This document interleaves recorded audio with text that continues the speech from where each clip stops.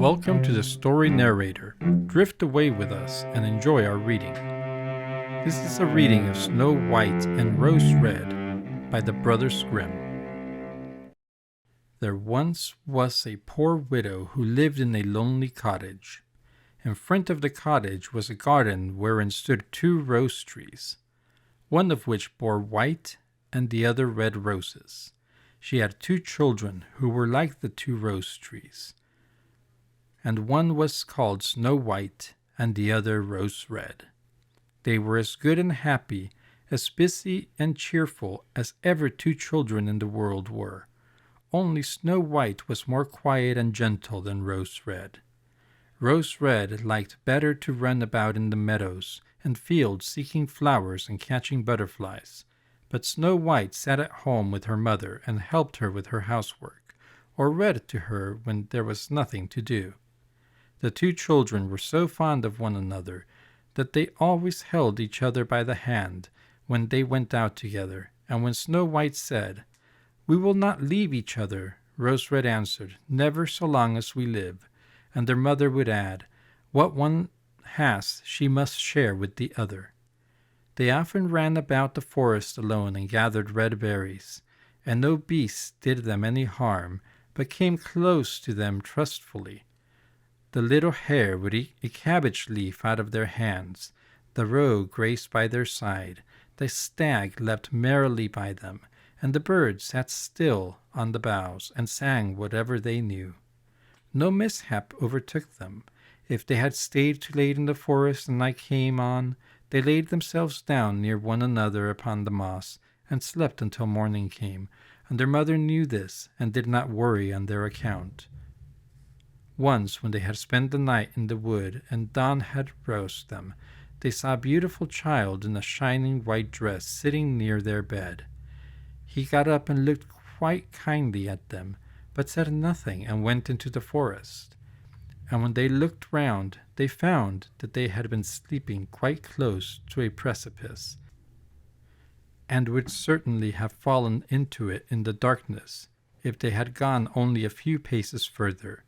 And their mother told them that it must have been the angel who watches over good children.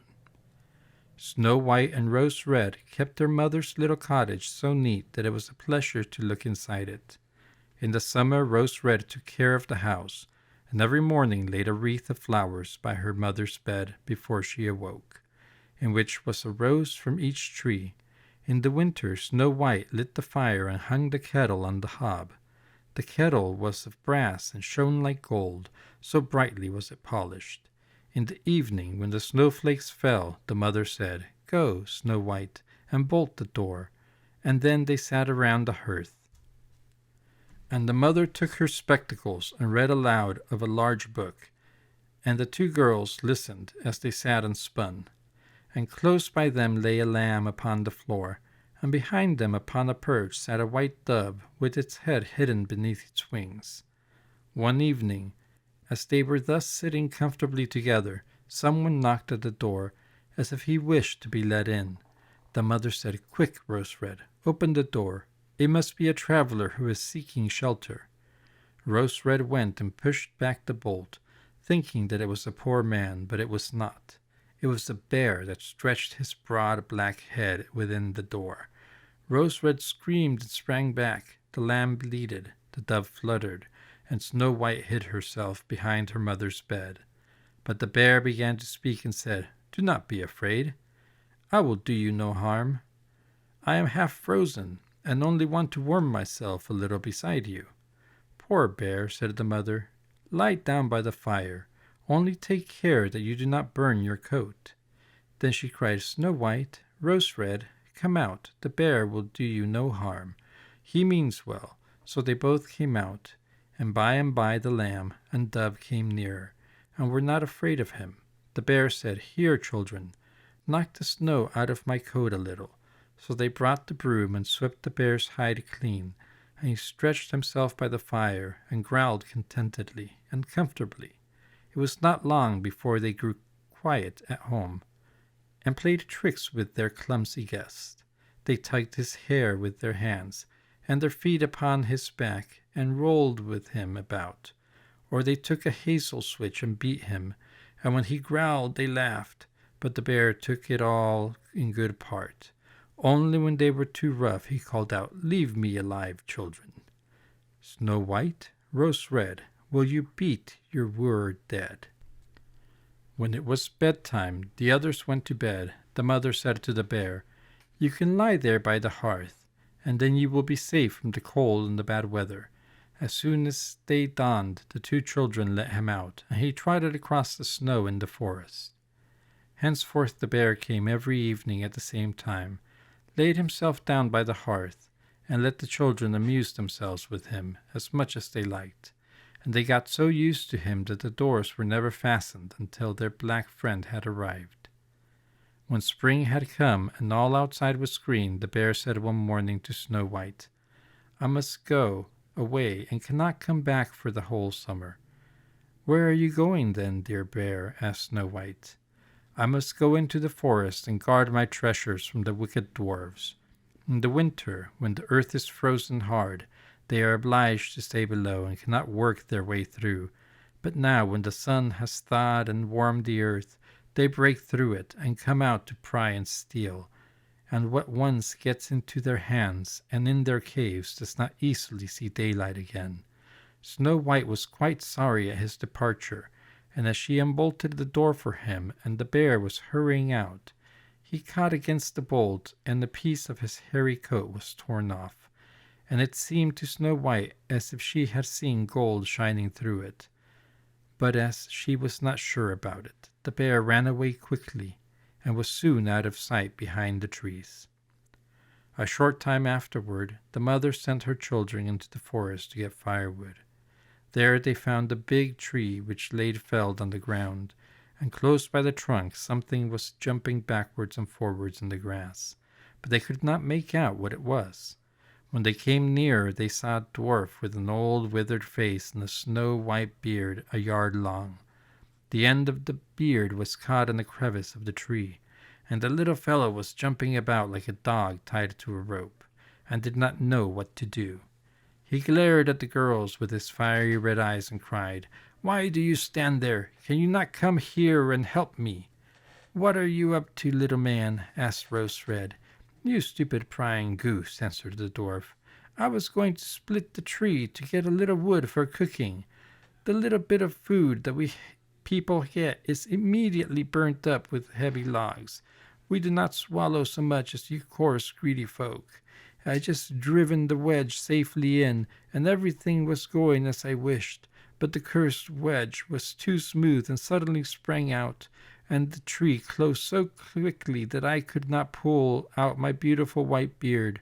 So now it is tight, and I cannot get away, and the silly, sleek, milk-faced things laugh. Oh, how odious you are!" The children tried very hard, but they could not pull the beard out. It was caught too fast. "I will run and fetch someone," said Rose Red. "You senseless goose," snarled the dwarf. "Why should you fetch someone? You are already too many for me. Can you not think of something better?" "Don't be impatient," said Snow White. "I will help you." And she pulled her scissors out of her pocket and cut off the end of the beard. As soon as the dwarf felt himself free, he laid hold of a bag which lay amongst the roots of the tree, and which was full of gold, and lifted it up, grumbling to himself, "Uncouth people, to cut off a piece of my fine beard! Bad luck to you!" And then he swung the bag upon his back, and went off without even once looking at the children. Some time afterwards, Snow White and Rose Red went to catch a dish of fish. As they came near the brook, they saw something like a large grasshopper jumping toward the water, as if it were going to leap in. They ran to it and found it was the dwarf. "Where are you going?" said Rose Red. "You surely don't want to go into the water." "I am not such a fool," cried the dwarf. "Don't you see that the cursed fish wants to pull me in?" The little man had been sitting there fishing, and unluckily the wind had tangled up his beard. A moment later a big fish made a bite, and the feeble creature had not strength to pull it out. The fish kept the upper hand and pulled the dwarf towards him. He held on to all the reeds and rushes, but it was of little good, for he was forced to follow the movements of the fish, and was urgent danger of being dragged into the water. The girls came just in time. They held him fast and tried to free his beard from the line, but all in vain. Beard and line were entangled fast together. There was nothing to do but to bring out the scissors and cut the beard, whereby a small part of it was lost. When the dwarf saw that, he screamed out, "Is that civil, you toadstool, to disfigure a man's face? Was it not enough to clip off the end of my beard? Now you have to cut off the best part of it. I cannot let myself be seen by my people. I wish you had not made to run the soles of your shoes." Then he had took out a sack of pearls which lay in the rushes, and without another word he dragged it away and disappeared behind a stone. It happens that soon afterward the mother sent the two children to town to buy needles and thread, and laces and ribbons. The road led them across a heath upon which huge pieces of rock lay strewn about. There they noticed a large bird hovering in the air, flying slowly round and round above them. It sank lower and lower, and at last settled near a rock not far away. Immediately they heard a loud, piteous cry. They ran up and saw with horror that the eagle had seized their old acquaintance, the dwarf, and was going to carry him off. The children, full of pity at once, took tight of the little man and pulled against the eagle so that at last he could let his booty go.